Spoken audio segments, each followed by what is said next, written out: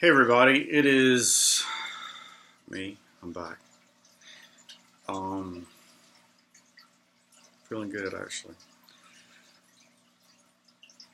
I wanted to sort of give an update on what has gone on. I'm in day 32 of no contact after the breakup with the Covert Narcissist. I sort of feel like that's his name now. Anyway, um,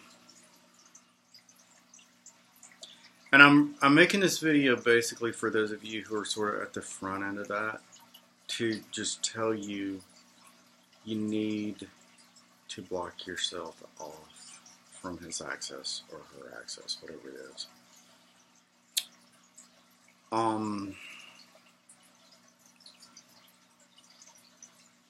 Here's some things that I've done that have helped me. One, the no contact business. I've gotten out of town.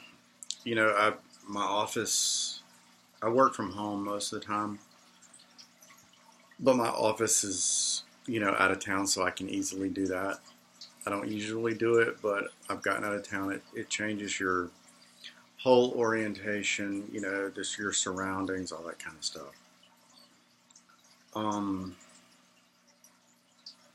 Like I said before in some earlier videos, I've made videos, and I'm not talking about just the ones I've posted on YouTube. I'm talking about I made videos for myself, just to talk to myself. I strongly advise that. It's sort of like journaling, but you can sort of see what's important to you when you're talking. The other thing, again, I strongly recommend just going through some of these videos about on YouTube about people who have broken up and how to get through that. And there are a lot of psychiatrists or people that sort of specialize in that kind of thing that help you work through. Even a healthy breakup is hard, but if you're dealing with an unhealthy breakup or one where you had no closure, which is kind of the one I had, that's especially difficult, I think. There's a guy named Matt Hussey or Matthew Hussey. He's got some good stuff. It's mostly geared towards women. But he's got some good perspective on, what happens at the end of a relationship and, the pain you're going through.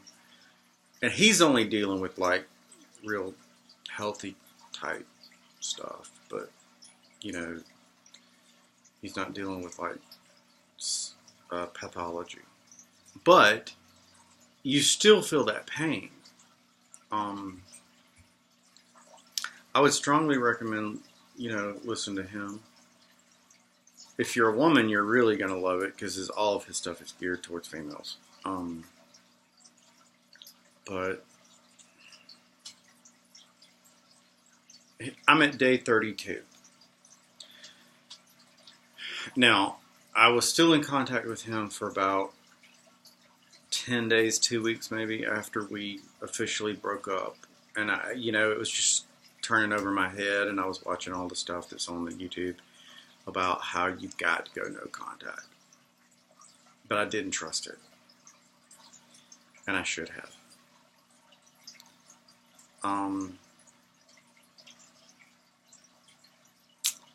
So I finally did it. And I had some really hard days. Really bad days. Really bad days. But it's sort of like ripping the Band-Aid off. It hurts a lot at first. But if you do it quickly, it starts to heal.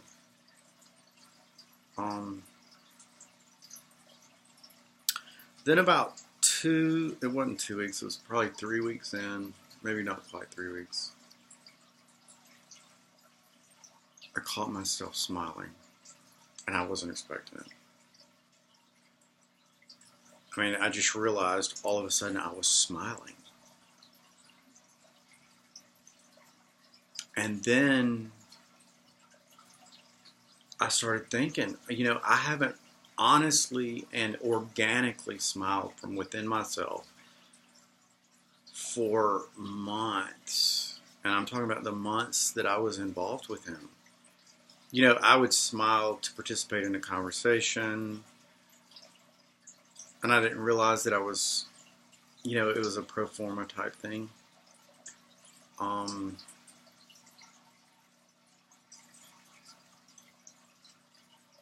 Then once I realized I was smiling, I started laughing.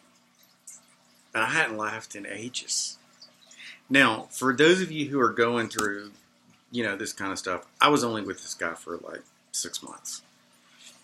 So, if you've been in it longer, it may take you a little bit long. It may take you longer to get it, get healed from this stuff. And I'm not saying I'm perfectly healed. I'm not. I think about it a lot.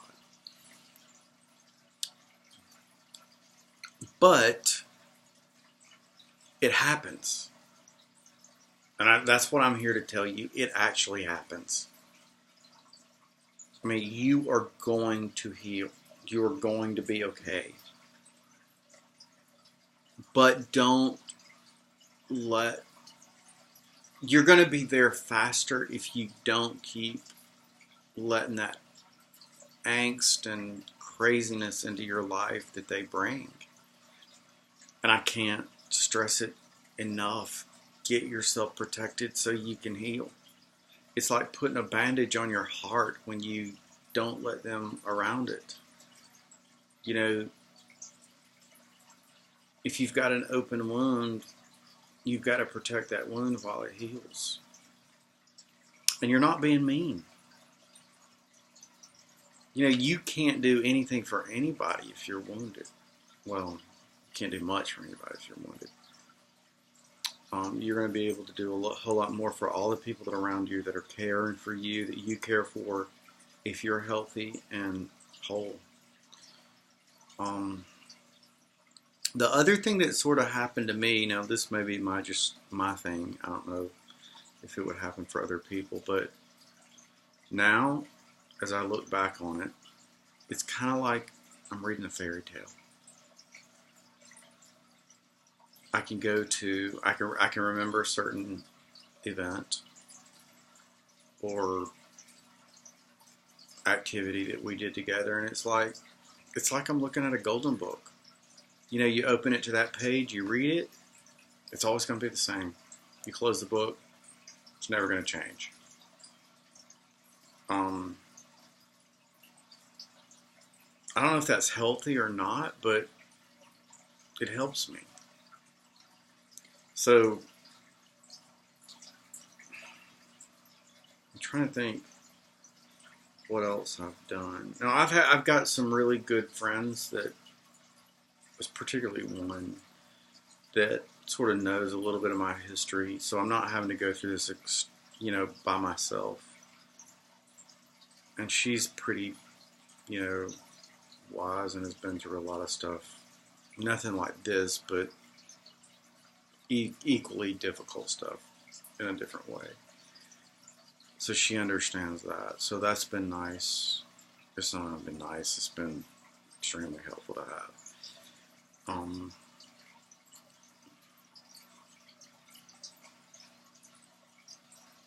But I don't know. I'm just here to say you're going to be okay.